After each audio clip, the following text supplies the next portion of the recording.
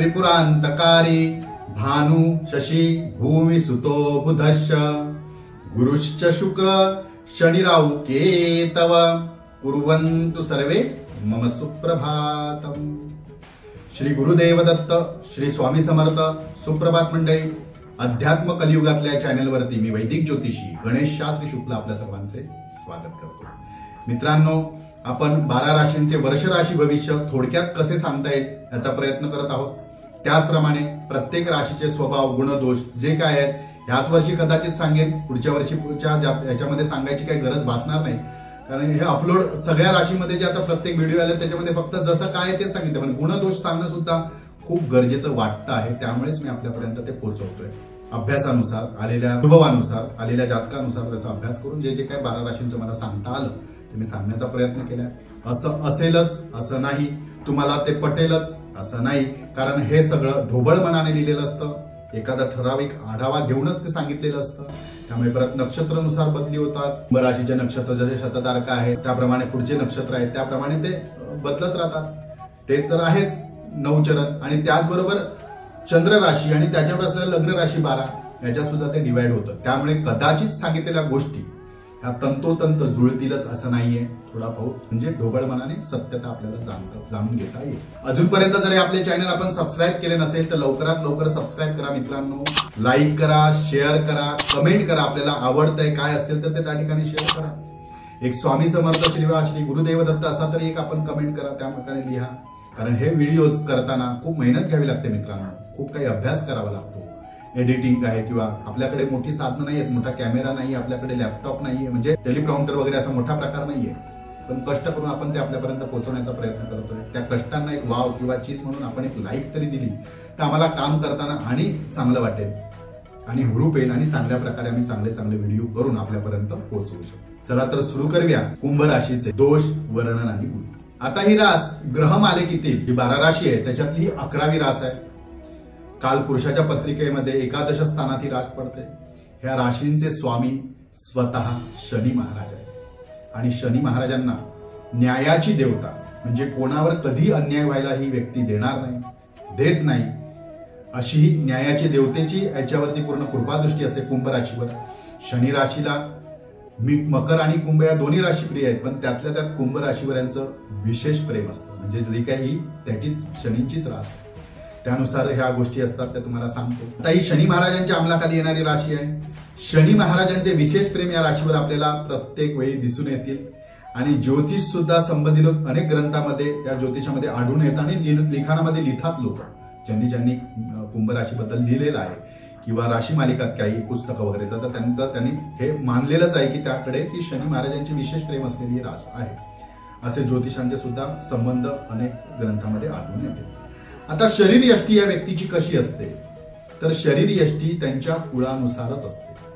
ही व्यक्ती आपल्याला लांबच, ठेंगणी, जाड, पातळ असं असत नाही, तर गुरुच्या राशीखाली आणि शनीच्या राशीखालीचे जी लोक आहेत ना ह्या कुळानुसार, म्हणजे त्यांचे वाडवडील जे आहेत, आई वडील कसे आहेत त्यानुसार त्यांची रचना दैहिक ठरते। मग ते आई वडील लांब असतील तर त्याप्रमाणे लांब, रुंद असतील तर रुंद, बुटके असतील तर बुटके, सावळे असतील तर सावळे। परंतु ही काळी सावळी जरी व्यक्ती असली की नाही, गोरी असते त्यांच्या आता वर्णानुसार सांगितले ना, त्यांच्या कुटुंबानुसार। आई वडील गोरे असतील तर मुलंही गोरे होतील, तर समजा आई वडील सावळे असतील आणि पोरं जरी सावळे असले तरी ह्या कुंभ राशीच्या व्यक्तीवरती एक वेगळं तेज असतं। तेज कसलं असतं तर ते प्रखरतेचं असतं। कुठली प्रखरता तर मुळापासून, लहानपणापासून ह्यांच्यावरती झालेले घडण, जडण, त्याच्यातून एक म्हणजे सोनं कसं आहे बघा, तुम्हाला माहिती आहे ना, सोन्याला गडमीमध्ये म्हणजे अग्नीत जितकं आपण घालाल तितकं ते तांबडं उतरतात, तसे यांना आधीपासूनच डोस शनी महाराजांच्या कृपेने मिळालेले असतात, त्यामुळे यांच्या चेहऱ्यावर थोडासा वेगळा तेज असतो। मानेवरील भाग शरीरापेक्षा थोडासा उठून दिसतो।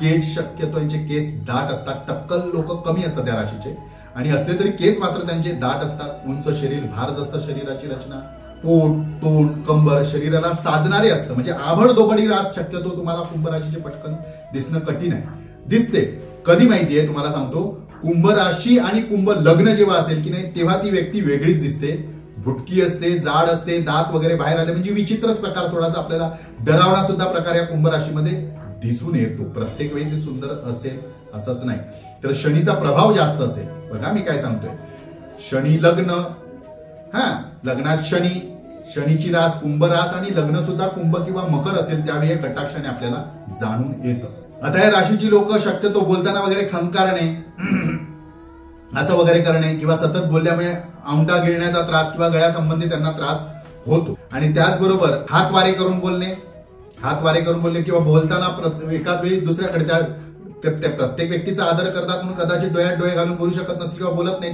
पण दुसरीकडे बोलून पटकन बोलणे, समोरच्या व्यक्तीशी बोलताना दुसरीकडे बघून बोलणे। चेहरा कदाचित देखणा, सगळ्याच राशींचा म्हणजे लग्नानुसार ते सांगितलंय चेहरा देखणा असतो। विद्याव्यसंगी असतात, बुद्धिमान असते, काव्यबाज असतात, तत्वज्ञ असतात, म्हणजे तत्वाबद्दल गोष्टीची एखाद्या गोष्टीचा सखोल अभ्यास करून त्याच्याबद्दल मत चांगल्या प्रकारे मांडत असेल आणि एखादा विषय त्यांना माहित नसेल ना तर कधीच त्या विषयाबद्दल ते बोलायला जात नाही, त्याच्यात आर्ग्युमेंट करत नाही, त्या चर्चेमध्ये सुद्धा ते भाग घेत नसेल। पण त्यांना माहिती असलेला एखादा विषय असेल, त्यांना माहिती असलेला एखादा भाग असेल तर त्यात ते मुद्दामून बोलून दाखवतात। परलिंगीकडे व्यक्तीचे आकर्षण जास्त ठरते। आता परलिंगी म्हणजे कसं आहे, जर एखादी पुरुष असेल ना तर स्त्रिया त्याच्यावर जास्त आकर्षित होतात, स्त्रियाच कशाला पुरुष सुद्धा कदाचित त्यांच्यावरती आकर्षित होतात। स्त्री असेल तर स्त्री सुद्धा त्यांच्यावरती आकर्षित होते, पुरुष सुद्धा त्यांच्यावरती आकर्षित होते। ह्या दोन्ही गोष्टी या कुंभ राशीच्या बाबतीत आपल्याला जाणून दिसतात।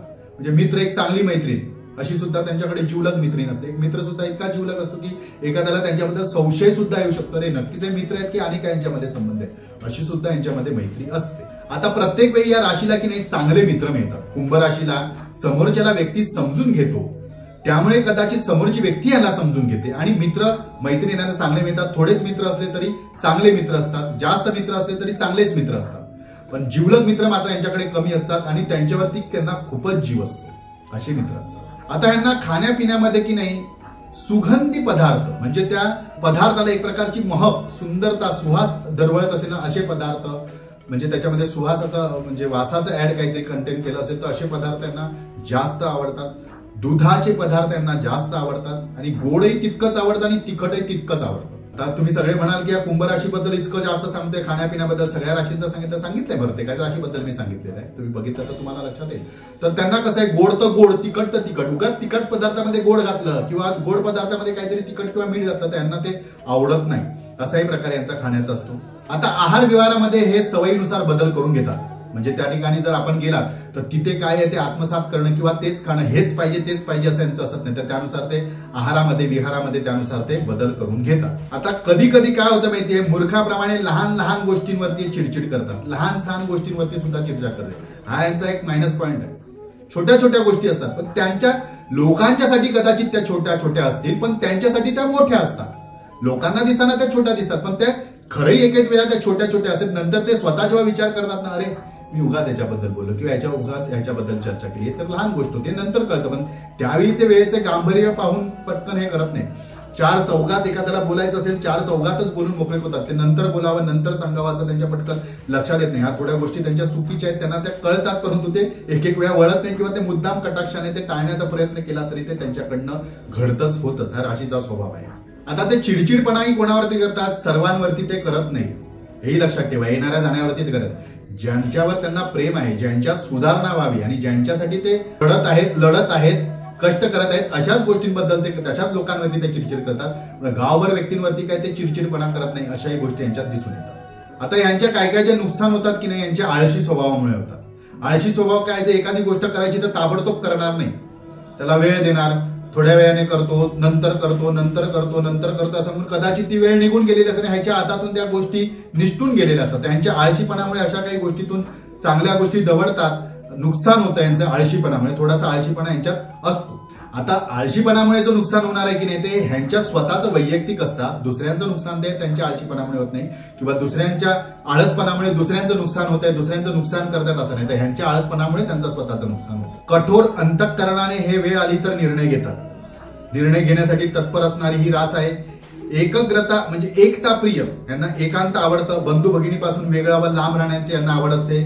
या राशीला माझ्या अभ्यासानुसार माता पिताचे प्रेम आयुष्यात कमीच मिळते, असतील तरी, आई वडील असून दे किंवा नसून देत, यांना यांच्यापासून दूर राहावं लागतं किंवा ते असतील तर ते विचित्र वागणारे असतात किंवा त्यांच्याशी पटत नाही, तर अशा काही गोष्टीमुळे या व्यक्तीला माता पित्यांचं विशेष प्रेम मिळत नाही, सर्वसाधारण किंवा कमीच यांना लाभते। उदाहरणार्थ आई वडील असेल तर लहानपणी त्यांच्यापासून दूर राहणे यांच्याकडे घडतं, त्यांचं प्रेम मिळणं, जवळ असून सुद्धा त्यांचं प्रेम मिळत नाही, विरोध असल्यासारखं त्यांना म्हणजे ते विशेष पाल्यावरती ते लक्ष देत नाहीत, अशाही गोष्टी घडतात किंवा अशा काही घटना घडतात असे आपल्याला दिसून येते. मुळातच या राशीच्या व्यक्तीचे असे बाळकडूच मिळाले आहे की एकांतात राहणे, खडतड प्रवास, शिक्षणात त्रास येणे, परिवारात सुखाचा अभाव असणे किंवा त्याचं सुख कमी मिळणे. आता यांच्यावरती घडलेले संस्कार, विचार, राहणीमान, बोलणे नेहमीप्रमाणे इतरांपेक्षा वेगळे असते आणि इतरांना खटकते.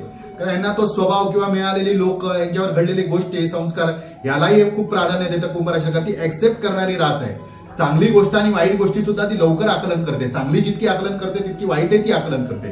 त्यामुळे कदाचित वाईट गोष्टींचा यांच्यावरती जर जास्त प्रभाव झालेला असेल तर तो कटाक्षाने यांच्यात तो जाणून सुद्धा येतो.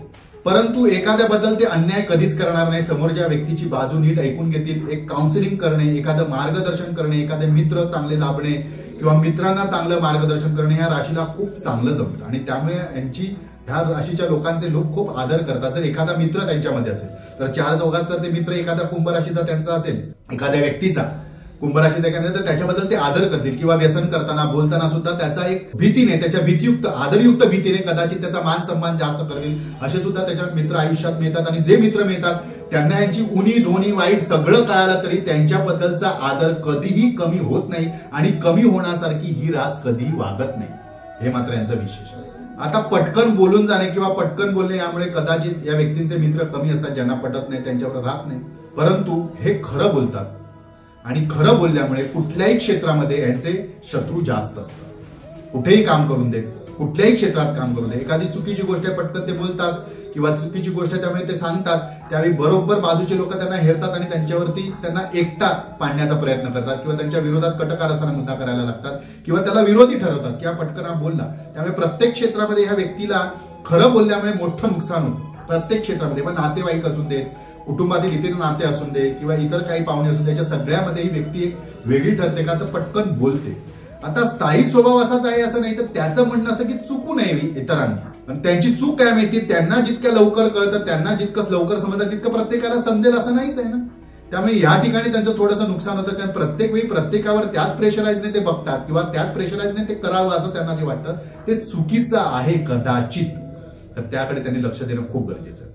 आता एखाद्या गोष्टीचा यांचा जर अंदाज असेल किंवा एखाद्या गोष्टीबद्दल त्यांनी सांगितलं असेल, वर्तवणूक केलं असेल किंवा एखाद्या गोष्टीचा आढावा घेतला असेल तर त्यांचा तंतोतंत खरा ठरतो. त्या बाबतीत ते काउन्सिलिंग करणार किंवा बघणे किंवा एकाग्रताने शिकणे आणि त्याच्यावर अभ्यास करणे यांचं चांगलं असतं. त्यामुळे त्यांचे अंदाज सहजासहजी चुकीचे ठरत नाही. त्यांनी एखादी व्यक्ती जरी बरोबर नाहीये किंवा व्यक्ती अशीच वागते किंवा ही व्यक्ती अशी करेल असा जर त्यांनी अंदाज ठरवला असेल ना तर नक्की त्या बाबतीत त्यांचं त्या बाकीच्या ज्ञानाने, त्यांच्या अनुभवाने ते ठरतं चांगल्या प्रकारे आणि कळतं सुद्धा. आता ह्यांना मिळालेलं जे ज्ञान आहे ना त्या ज्ञानाचं कधीच कुठे पाजर करत नाही. मोठेपणा इतर राशींसारखे मोठेपणा करून मला कळतंय, मला कळतंय, मी सांगतो बोलता सगळ्या याचा ज्ञानाचा कधीच इतर गोष्टी ते पाजणार नाहीत, म्हणजे प्रसार मोठा करायचा नाही. परंतु ज्ञान आणि तत्वज्ञानांची यांना आवड असते, अभ्यास असतो, यांचं उत्तम मार्गदर्शन असतं. एक जिवलग मित्र म्हणून यांच्याकडे प्रत्येक राशीची लोक बघतात आणि असा दृष्टिकोन असतो. त्या व्यक्तीला बघितल्यानंतर कुंभ राशीच्या व्यक्तीला प्रत्येकाला वाटतं की ही व्यक्ती सुद्धा आपल्या आयुष्यात असावी. कदाचित त्यांचं वागणं, बोलणं किंवा राहणं या बाबतीत असं घडतं. तर मनासारखी एखादी गोष्टी न झाल्यास, न पटल्यास पटकन निराश होते आणि निराश होऊन घेऊन ती पटकन बोलून जाते आणि हे निराशपणा यांच्या चेहऱ्यावरती पटकन कळतं. जर कुंभ राशीची व्यक्ती रागावली असेल किंवा मनाविरुद्ध घडलं असेल तर पटकन त्याच्या चेहऱ्यावरती राग दिसून येतो. आणि प्रेम असेल, एखादी गोष्टी आवडली असतील तर प्रत्येक स्मित हास्य, आतून येणारं हास्य त्यांच्या चेहऱ्यावर ते दिसून येतं. अशाही गोष्टी यांच्या चेहऱ्या, पण थोड्या राशीच्या अजिबात काही कळून येणार नाही. त्यांच्या मनात काय आहे हे चेहऱ्यावर कळून येणार. पण कुंभ राशीचं मात्र कटाक्षाने दिसून येतं. स्पष्ट वक्तापणा, फटकळपणे यामुळे यांना मित्र थोडेसे कमी असतात. यांच्या क्षेत्रामध्ये, प्रत्येक क्षेत्रामध्ये विरोध यांचा वाढत राहतो. परंतु हे कोणालाही न जुमानता आपले काम सतत करत राहतात, आपल्या कामामध्ये यश मिळवतात, नावलौकिक करून दाखवतात. कुटुंब परिवार या सुखाचा यांना काहीसा अभाव नेहमीच असतो. कुटुंबातील व्यक्ती यांचा यांना अभाव वाटतो. आपले असून सुद्धा त्यांना त्यांच्यामध्ये परकेपणा जाणवतो. कारण आधीपासूनच त्यांना बाळकडू तसं मिळालेलं असतं. यांचा हटवादी स्वभावामुळे आणि कोणाचं न ऐकणं ह्या स्वभावामुळे कदाचित यांना खूप त्रास सुद्धा होतो. परंतु थोड्या काळामध्ये यांचे स्वभावानुसार यांनी घेतलेले निर्णय हे त्यांना लाभतात. प्रत्येक वेळी लाभतातच असं नाही, पण ते लाभतात. कामाच्या ठिकाणी सुद्धा यांच्या वर्चस्वामुळे गुप्त शत्रू, हितशत्रू वाढत राहतात. समजा आपण एखाद्या बँकमध्येच आहात, कमी दर्जाची नोकरी आहे, परंतु आपलं टॅलेंट पाहून घेऊन आपले वरिष्ठ सतत आपल्यावर जळत राहतील, आपले सहकर्मी आपल्यावरती सतत जळत राहतील आपण शिक्षक आहात तर शिक्षकामध्ये जर कनिष्ठ असाल तरी आपल्यावरती बाकीचे लोक जळत राहिले, म्हणजे काय ना काहीतरी आपल्याबद्दल लोकांच्या मनात एक प्रकारची घृणा, अरे हा लांबून येऊन बाहेरून येऊन असं, म्हणजे कसं सांगतो, म्हणजे पाठी येऊन किंवा लहान असून याच्यात इतकं मोठं वर्चस्व, म्हणजे त्याला हाणून पाडण्यासाठी आपल्याला प्रत्येक वेळी आपल्या क्षेत्रामध्ये गुप्त शत्रू असणारच, हे माझं ठाम मत आहे. तर काही काही अनुभवामुळे तुम्हाला सांगतो, काही काही जातकांनी सांगितल्याप्रमाणे, तर त्यांनी ते किती चांगलं काम करणार असून ते चांगलं करतातच काम, त्याबद्दल प्रश्न नाही, पण ते गुप्त शत्रू हे तयार होतात कशासाठी, तर त्यांना ते वर्चस्व मिळत नाही, ह्यांना ते वर्चस्व जास्त मिळतं म्हणून. परंतु हे जातक स्त्री असो किंवा पुरुष असो, वरील सर्व गोष्टीचा आढावा घेतलात कटाक्षाने आपल्याला ह्या मी सांगितलेल्या गोष्टी या स्त्री किंवा पुरुष जातकामध्ये जाणून येतात. शनी महाराजांचा मूळ स्वभावच सत्यस्थिती जाणून न्याय निवाडा करणार आहे. आपले कोण परके कोण हे वेळोवेळी समजणार आहे, जाणीव करून देणार असल्यामुळे शनीच्या 7.5च्या काळामध्ये सुद्धा आपल्याला चांगला अनुभव या गोष्टीचा आलेला आहे. आपण ज्या ज्या व्यक्तींना मदत केली, ज्या ज्या व्यक्ती पुढे येण्यासाठी मदत केली किंवा ज्या ज्या व्यक्तींचा आदर केलाय ना, त्या व्यक्तींना ते वाटतंय की आपण भीतीमुळे करता, तर आपण त्यांना भीतीमुळे करत नाही, आदरामुळेच आपण त्यांना आदर देताय किंवा मानताय, परंतु त्यांना काय वाटतंय भीतीमुळे करतायत. तर भीती त्या राशीला असत नाही, नसून दे, त्याबद्दल काही चिंता नाही. परंतु आपलं काम आपण प्रामाणिक करत राहा. आपल्याला कोणी वाईट म्हणो बरं म्हणो ह्यांच्या सर्टिफिकेटसाठी आपण कधीही लागत नाहीत. आपल्याला जे काय करायचं ते करतात आणि करून दाखवतात आणि आपण यामध्ये श्रेष्ठ ठरतात. आता जाणून घेऊया या राशीचा स्वभाव, तर आपण जाणून घेतला, गुणधर्म जाणून घेतले, हे आपल्याला पटेलच असे नाही, चांगलं जे म्हटलंय तितकं आपल्याला पटू शकतं, जे काय वाईट सांगितलं तुम्हाला पटणार नाही. हा सगळ्या राशींचाच गुण आहे, मला त्याचा चांगला अनुभव आहे. त्यानुसार आपल्याला जर पटलं तर नक्की लाईक करा. खाली स्वामी समर्थ श्री गुरुदेव दत्त काहीतरी आपली कमेंट असून द्या आपल्या आशीर्वाद स्वरूपात. त्याचनुसार आता जाणून घेऊया 2024 हे वर्ष कुंभ राशीला कसं जाईल. कुंभ राशीला, मकर राशीला आणि मीन राशीला 7.5 चालू आहे. आता या वर्षी मकर राशीची संपेलच आणि आपली पुढची 2.5 वर्ष आहे. तर ह्या 2.5 वर्ष म्हणजे 7.5च्या काळामध्ये आपल्याला शनी महाराज चांगल्या गोष्टी देणार आहे. ते दुसरा टप्पा आहे, त्यामुळे आधी केलेल्या गुंतवणूक, कष्ट, प्रामाणिकपणा, मेहनत या सर्वांची फळे या वर्षामध्ये किंवा पुढच्या काळामध्ये आपल्याला चांगल्या प्रमाणे मिळतील. मेहनत जी केली आहे, तुम्हाला वाटत होतं मी मेहनत भरपूर केलंय, माझं जर शिक्षण इतकं आहे किंवा मी त्याच्यासाठी इतकं एफर्ट्स म्हणजे प्रयत्न केलेला आहे, लावलेला आहे, आणि त्यानुसार आपल्याला त्याचं यश मिळालं नाही, प्राधान्य मिळालं नाही, आपल्याला त्यानुसार सन्मान मिळाला नाही, ग्रोथ मिळाला नाही, तर तो सगळा ग्रोथ भरून काढणारा हा वर्ष ठरेल. सर्व चांगली फळे आपल्याला मिळतील. शनी महाराज पुढील काळात आपल्याला ते प्रदान करतील. परंतु आपण जर ह्या काळामध्ये कोणावर अन्याय केला असेल, अन्यायाने वागला असेल, तर ह्याचं सुद्धा दाम दुपटीने आपल्याला दुःख भोगावे लागणार आहे, हे सुद्धा लक्षात घ्या. आपल्या हातात असून सुद्धा प्रामाणिकपणे आपण ते काम केलं नाही, आपण एखाद्याला मदत करू शकत होता परंतु ती मुद्दाम केली नाही, असं जर काही घडलं असेल तर त्याचा सुद्धा आपल्याला भोगावा लागू शकतो, भोगावे लागते. आपण चांगल्या कामगिरीमुळे आपले नाव लौकिक होईल, एखादी पदवी सुद्धा आपल्याला मिळेल, 4 चौघामध्ये आपण नाव लौकिक कराल, कौतुक करून घ्याल, अशाच गोष्टी आपल्याकडनं घडतील आणि अशा गोष्टीचा आपल्याला फायदा सुद्धा होईल. 4 चौघामध्ये आपलं नाव होत राहील, 4 चौघामध्ये सतत आपलं कौतुक होत राहील, अशा गोष्टी आपल्याकडनं घडतील आणि तसं घडणार आहे. चांगल्या गोष्टी आपण करत राहा, घडत राहतील, याकडे आपण कल ठेवा.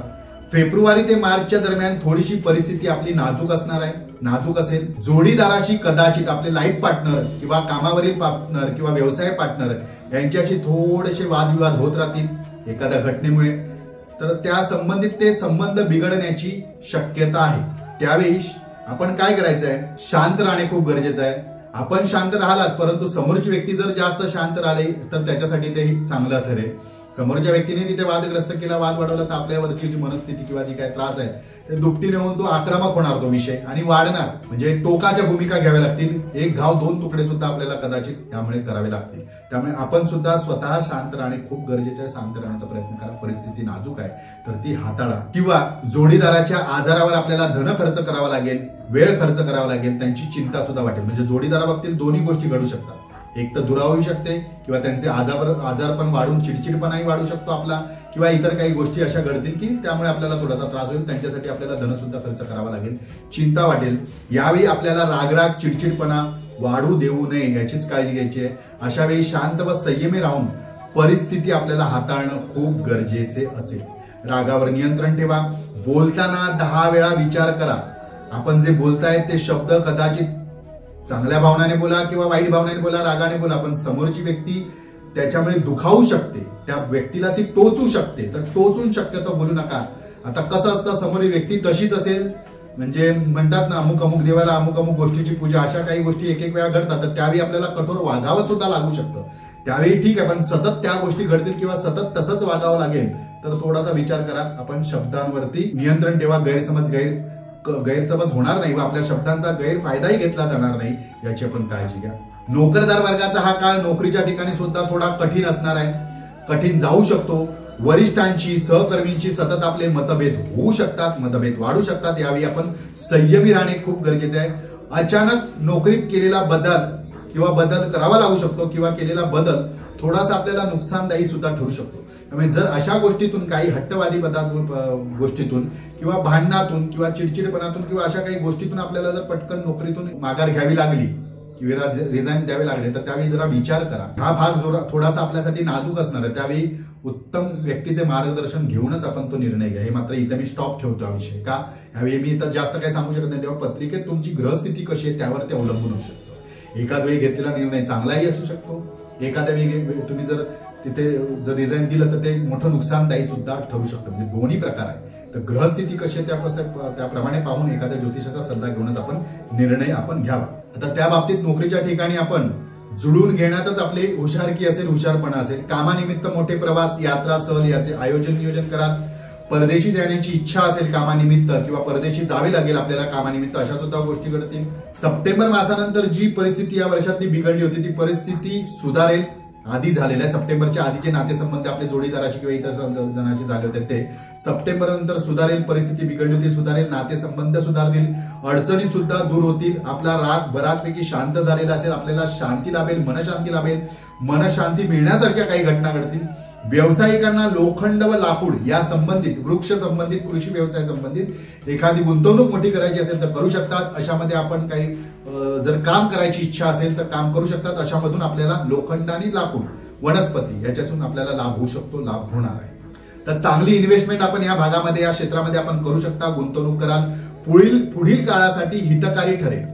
जे आता आपण गुंतवणूक लोखंड आणि लाकडासाठी करणार आहात त्यामध्ये करणार आहात त्याचा आपल्याला पुढील काळामध्ये चांगला लाभ मिळणार आहे. म्हणजे लांब पर्यंतचा असणार आहे तो लाभ. लेंथी म्हणजे चिरकाळपर्यंत म्हणायला हरकत नाही, तो आपल्याला लाभ मिळत राहील. कशामध्ये? लोखंड आणि वृक्षामध्ये, झाडामध्ये लावलेला बाग बगीचा सुद्धा या बाबतीत असू शकतो. इन्व्हेस्टमेंट करू शकता, ती हितकारी ठरेल. आता विद्यार्थी वर्गाला अभ्यासात चांगले यश मिळेल. आपण तितका अभ्यास करणार, मेहनत करणार, त्यानुसार आपल्याला यश मिळेल, नावलौकिक होईल. परंतु नोकरीतील मात्र स्थिती नवीन नोकरदारांना सेम असेल. तर नोकरीत कसं आहे, परिस्थिती मोठी आपल्याला बदलणार नाही. जी आधी सांगितली तशीच सेम नोकरदारांना सेम राहील.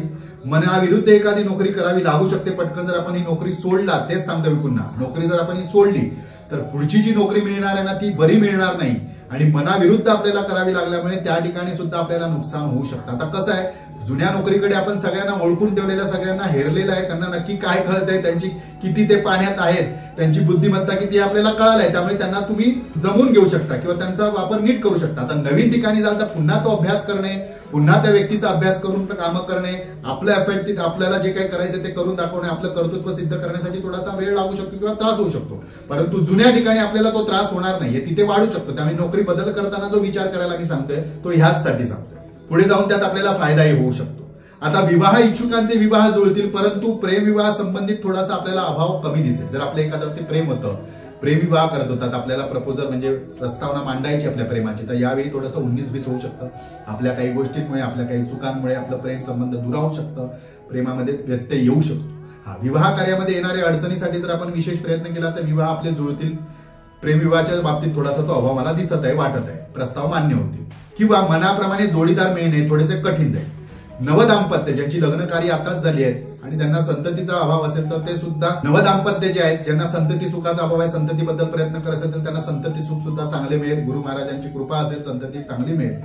परंतु आरोग्याच्या दृष्टीने आपल्याला थोडंसं जपावं लागणार आहे. हेरिडिटीने येणारे म्हणजे पित्राजित प्रॉपर्टी प्रमाणे रोग जे येणार आहेत त्या रोगातून थोडासा आपल्याला जपावं लागू शकतो.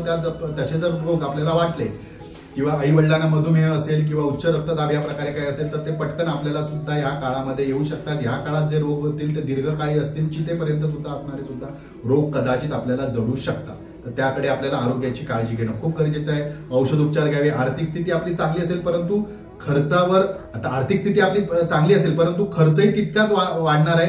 खर्चाच्या वाटाही तितकाच असतील. म्हणजे म्हणजे त्याप्रमाणे आपण खर्च सुद्धा कराल. तुटलेले नातेसंबंध जुळतील, त्याच्यानंतर सप्टेंबर नंतर जुळण्याची संधी आपल्याला लाभेल. तशी जुळून घ्यायची असेल तर आपण जुळून घेऊ शकता. आयुष्यात आपल्याला त्या व्यक्तीचा खरंच मोठा धोका दिला असेल, मोठा त्रास केला असेल तर जाऊ नका त्यांच्या मार्गाला, नका जुळून घेऊ त्यांच्यावर, त्यांच्यापेक्षा लांब राहा किंवा लांब ठेवा.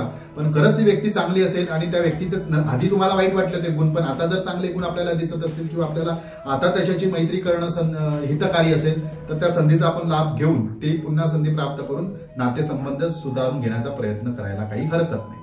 कारण काही घटनामुळे आपल्या स्वभावात किंवा त्यांच्या स्वभावामध्ये सुद्धा बदल घडू शकतो. त्यामुळे आपले नातेसंबंध जुळून येतील, त्यांना आपण माफ करत राहा. पण अशांना पुन्हा माफ करू नका की जे परत परत त्याच चुका करतायत, तेच आघात करतायत, अशांना मात्र माफ करू नका. त्यांच्यापासून लांब राहा आणि त्यांना लांबच ठेवा.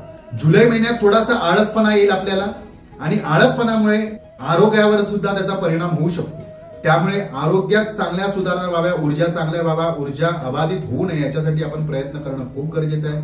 धनस्थानातील राहू आपल्याला सोशल मीडिया किंवा संगणक, विद्युत उपकरणे याच्यातून सतत लाभ देत राहील, त्याच्यातून आपल्याला लाभ होत राहील आणि आपण त्याच्यातून आपण मोठा फायदा सुद्धा करून घेऊ शकता. विद्युत उपकरणं किंवा मोबाईल म्हणा, लॅपटॉप म्हणा, कॉम्प्युटर म्हणा किंवा सोशल मीडिया याच्या संबंधित सुद्धा आपल्याला चांगला फायदा होत राहील संगणकाद्वारे. अष्टमातील केतू आध्यात्मिक ज्ञान देणार आहे.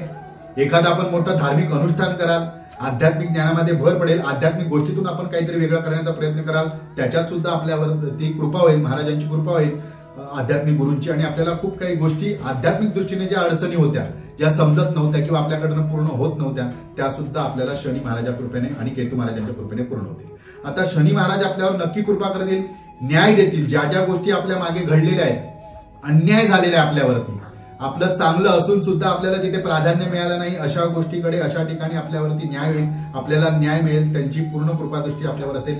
आर्थिक अडचणी आल्या तरी त्यावर आपण योग्य रीतीने प्रत्येक वेळी मात कराल. मनात हवे असलेल्या वस्तू आपण घ्याल, आपल्यासाठी स्वतः खर्च कराल. दुसऱ्यांसाठी खर्च करताना तुम्ही 10 वेळा विचार करता, परंतु स्वतःसाठी करत नाही. स्वतःला आपल्याला ते चांगलंच असतं, हा सुद्धा एक गुण आहे आपल्यामध्ये. कदाचित स्त्रियांच्या बाबतीत असत नाही, आपल्याला 2 रुपयाचं घेतलं तर कमीत कमी जोडीदाराला किंवा एका बाकीच्यांना 1 रुपयाचा तरी खर्च करण्याचा प्रयत्न करतात. हे कुठे घडणार आहे? स्वतःवरती खर्च करायचा, दुसऱ्यावरती करायचा नाही. नक्षत्रानुसार शततारका नक्षत्र हे बाकीच्या नक्षत्रावर नाही ठरतं. तर तशी वृत्ती असेल तर ते जर असेल तर चुकीचं आहे. जोडीदारासाठी किंवा आपल्या घरासाठी, कुटुंबासाठी सुद्धा आपण खर्च करणे गरजेचं आहे. त्यांच्या हवे असलेल्या वस्तू आयुष्यातल्या त्या सुद्धा आपण पुरवणे गरजेचं आहे. त्याचप्रमाणे आपण आलेल्या सर्व अडचणींवर मात कराल. 2024 हे वर्ष आपल्यासाठी खूप छान असेल. ज्या काही अडचणी येतील ते त्यावर आपण मात करत राहा, मात करू शकाल. मात करण्यासाठी आपल्याला शक्ती मिळेल. दत्त उपासना, दत्त महाराजांची उपासना आणि शिव उपासना, त्याचबरोबर शनी आराधना करणं आपल्याला खूप गरजेचं आहे. हे सतत अनुष्ठान आपले चालू ठेवा. बंद पडले असतील तर पुन्हा करा, याच्यातून आपल्याला बराच लाभ होईल. एखादी प्रौढ स्त्री, आता मी प्रत्येक वेळी सगळ्या राशींना सांगितलं की आपल्याला कोण मदत करणार यावर्षी किंवा कोणामार्फत मदत होणार, ते एखादी प्रौढ स्त्री, वयस्कर स्त्री, आपण म्हातारी म्हणणं योग्य नाही, पण प्रौढ स्त्री आपल्या आयुष्यामध्ये येऊन आपल्याला योग्य वेळी मार्गदर्शन करेल, एका अडचणीतून सोडवेल किंवा आलेल्या आर्थिक अडचणीतून आपल्याला सोडवेल, मदत करेल आणि त्यांच्या मदतीतून आपल्याला ह्या वर्षी येणाऱ्या सर्व ज्या काही अडचणी आहेत त्यावर आपण मात करून चांगल्या प्रकारे 2024 घालवू शकतो. तर सर्वसाधारण 2024 हे कुंभ राशीला कसं जाईल मी आपल्याला सांगितलं. कुठल्या कुठल्या गोष्टींवर फोकस करायचा आहे, कुठल्या गोष्टीवर राग करायचा आणि कुठल्या गोष्टीवर करायचा नाही, कुठपर्यंत तो राग सीमित ठेवायचा आहे आणि ज्यावर करायचा आहे तो करून दाखवायचाच आहे, या सुद्धा गोष्टी मी आपल्याला सांगितलं. हे वर्ष आपल्याला खूप समाधानीचे, आनंदाचे, मनाप्रमाणे विशेषतः आरोग्यदायी जावं अशी मी प्रार्थना दत्त महाराजांकडे, शिवशंकराकडे आणि मारुतीकडे करतो. आपले वर्ष खूप सुखाचे, समाधानाचे, आनंदाचे जावो. धन्यवाद.